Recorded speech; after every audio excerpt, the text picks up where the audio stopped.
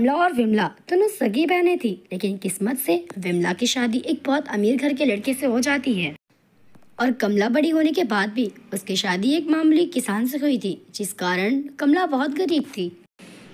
कमला गरीब तो थी, लेकिन कमला के पास दिल बहुत बड़ा था और विमला बेहद अमीर होने के साथ घमंडी भी हो चुकी थी।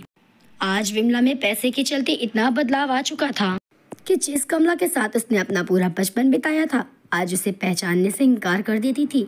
कमला कभी अगर अपने बहन विमला के घर चली भी जाती तो विमला उसकी बहुत बेइज्जती करती थी। अरे दीदी, आप हर रोज क्या मुंह उठाकर चली आती हैं? मैं कह देती हूँ आप दोबारा यहाँ मत आना, क्योंकि मुझे लोगों को बताने में भी शर्म आती है कि आप मेरी बड़ी बहन हैं। विमला, इस गरीब बहन ने ही तुझे पाल पोस कर बड़ा किया है, तो ये मत भूल, माँ पिता के चले जाने के बाद पाल पोस कर बड़ा तुझे मैंने ही किया है। मेरी बहन विमला, क्या तुझे मेरी कभी याद नहीं आती? अब मैं आपको कैसे समझाऊं, जिसके पास पैसे होते हैं ना, उसे किसी की भी याद नहीं आती, और फिर आप तो एक गरीब घर में ब्याही गई हैं। भला मुझे आपकी ज़रूरत क्यों होगी? मैं आपको क्यों याद करूंगी? विमला ने जिस बेरुखी से कमला को जवाब दिया कि कमला के पास कोई जवाब नहीं रहा विमला को देने के लिए, कमला वहाँ से उदास होकर चली जाती है। कमला ने ठान लिया था कि अब वो विमला के पास कभी नहीं जाएगी। कमला, इस बार बारिश के चलते खेत में बहुत नुकसान हुआ है। हमारे पास फसल उगाने का भी पैसा नहीं बचा हुआ है। तुम तो जानती हो हम इतने गरीब हैं कि कोई भी हमें 10 रुपए देने के लिए भी इनकार कर देता है। तो भला हमें खेती करने के लिए पैसे कौन देगा?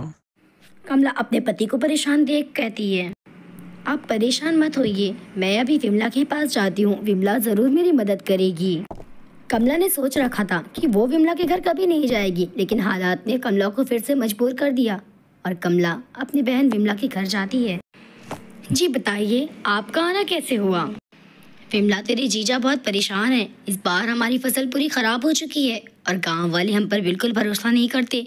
गांव वाले हमें कभी भी 1 रुपए की मदद नहीं करेंगे।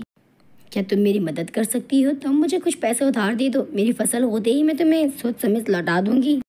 मुझे तो पता ही था आप मुझसे रिश्ता क्यों बना कर रखना चाहती हैं। मेरे बार बार झिड़कने के बाद भी आप मुझसे रिश्ता इसीलिए बना कर रखना चाहती हैं ना, कि आप अपने वक्त पर मुझसे पैसे घसीट सके।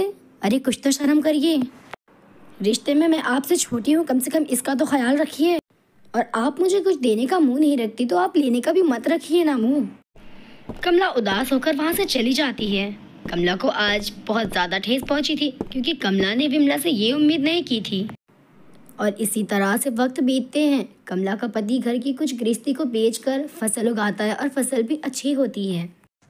इस बार हमारी फसल बहुत अच्छी हुई है।